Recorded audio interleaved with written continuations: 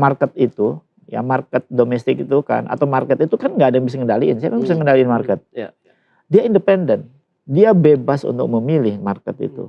Nah, ketika kebijakan itu, ya kebijakan pemerintah, baik itu fiskal maupun moneter katakanlah, oleh pasar domestik ini tidak kredibel katakanlah, atau tidak prospek, maka keputusannya kan kembali ke mereka, kan gitu.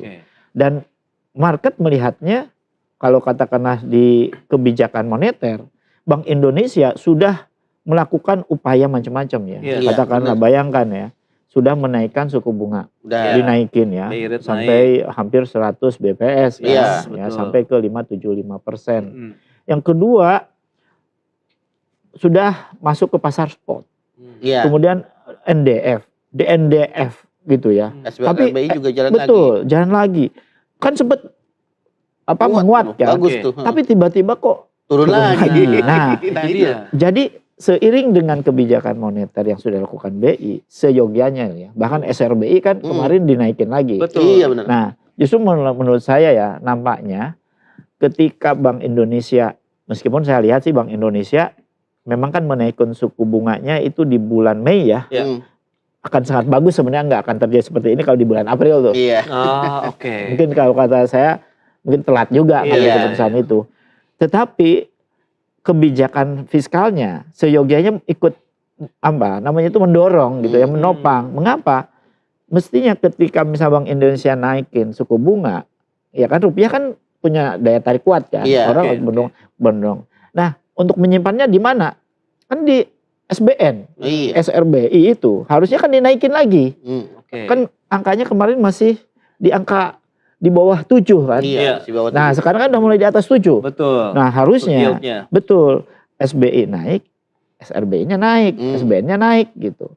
Nah, itu baru tuh akan menguat. Nah, kemarin itu karena ada kebijakan pemerintah khususnya di fiskal ya, melalui dana sal ya 200 triliun ditambah 300 triliun tambah lagi enggak ditambah mas kan 400 triliun 400 triliun.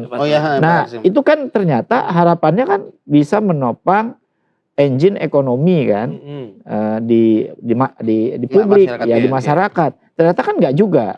Nah karena ternyata mainnya cuma antar perbankan aja. Pak, itu dia. Jadi sebenarnya obat mujarabnya apa nih? Kayaknya beragam obat kan sudah diberikan. Tapi masih belum kena nih. Betul. Nah sebenarnya apa nih yang kira-kira? Apa ini juga terkait dengan daya beli yang kemarin gitu? Ya, masih nahan-nahan atau gimana? Nah menurut saya gini.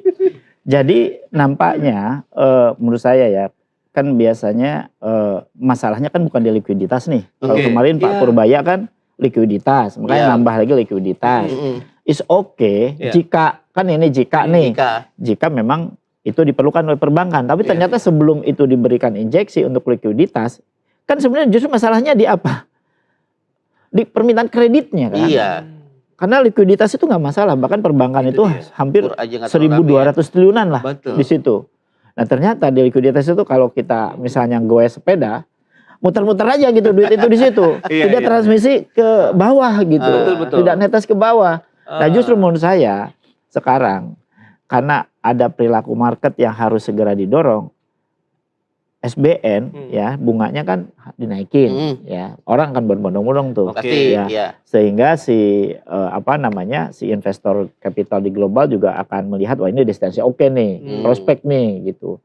Tapi ingat mereka kan tidak selalu ingin nyimpen di sektor keuangan, ingin masuk ke sektor realnya. Nah sektor real dorong dari fiskal, dari stimulus. Jadi kalau engine ini jari-jari tadi sepeda yang gede-gede itu, yang kecil-kecilnya kan biar muter. Nah lewat apa? Lewat kebijakan fiskal yang bisa mendorong stimulus-stimulus itu ke sektor produktif. Nah itu dia. Ibaratnya rantainya tuh ya. Rantainya.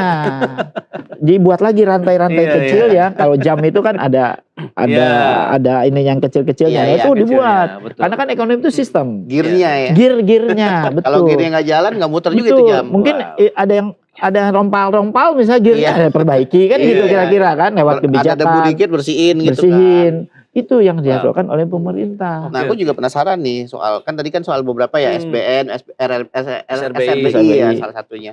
Nah, pemerintah juga kan ngeluarin itu juga nih kebijakan Panda Bond.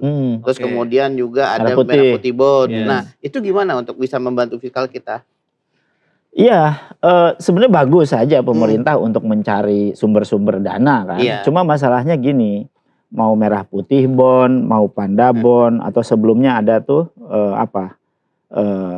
Patriot Bond kan ya. pernah juga kan. Yang Danantara ya. Yang Danantara kan memang ini kan Danantara juga kan. Iya, Danantara mayoritas juga. kan, ya merah putih gitu kan.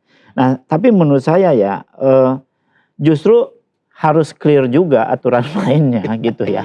Apalagi misalnya berkaitan dengan merah putih bond yang kemarin di Undang-Undang P2SK revisinya 2026 di pasal 50A kan jadi kontroversi. Karena siapapun orang mau berinvestasi di merah putih bond katakanlah tidak akan di tracing dari mana kan asal usulnya, dan itu pandangan ekonom gitu melihatnya, atau siapapun investor, artinya itu bisa menjadi sumber tanda kutip ya permasalahan baru karena terkesan money laundering kan gitu. Menutupi. Nah, dan itu ada persepsi market global lagi melihat loh kok begini mainnya gitu. Rule of law, rule of game dari bond di kita. Nah, itu juga penting karena kalau misalnya dibuka sumbernya dari manapun, ini juga saya kira akan menjadi bottleneck di kemudian hari. Bahkan market sekarang, meskipun itu misalnya untuk para investor atau pengusaha, karena menganggap pemerintah masih banyak pengusaha nih menyimpan duitnya yang tidak berani masuk sektor real. Karena tadi sektor realnya kan memang engine-nya masih banyak yang lomba-lomba yang berusak. Dan itu harus sebenarnya diperbaiki, dilas lah, di apa kan gitu supaya gear-nya jalan lagi.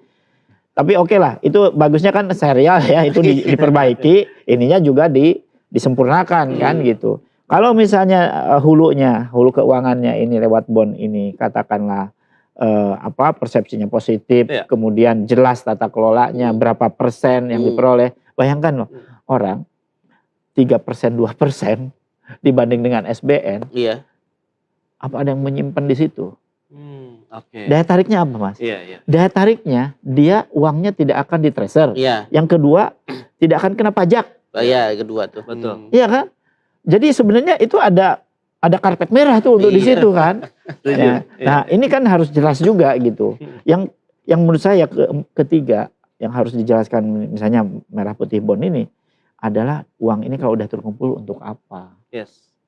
Nah, kalau kita bicara mengenai kebijakan yang dikeluarkan oleh pemerintah, menarik. Kalau itu kan dari instrumen ya, keuangan begitu. Betul. Nah, sektor realnya kalau Anda bilang kan tadi, Pak Rizal, itu dalam negeri lah yang mendominasi. Kenapa sinyal-sinyal ekonomi kita nih sekarang kok lagi panas dalam begitu, rupiah juga masih depresiasi.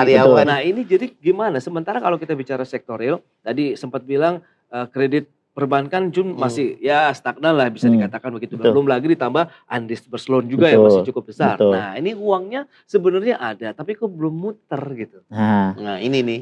Gini, jadi kalau saya ibaratkan moneter dan fiskal itu kalau kita posisi manusia yang sehat, dia sehat tapi panas dingin nih posisinya. Kalau misalnya kurs kita turun terus kan. Harusnya yang ideal dia sehat, bugar, jasmaninya, dalamnya juga harus sehat. Harus ya, artinya normal dan lain sebagainya. Artinya ada standarnya.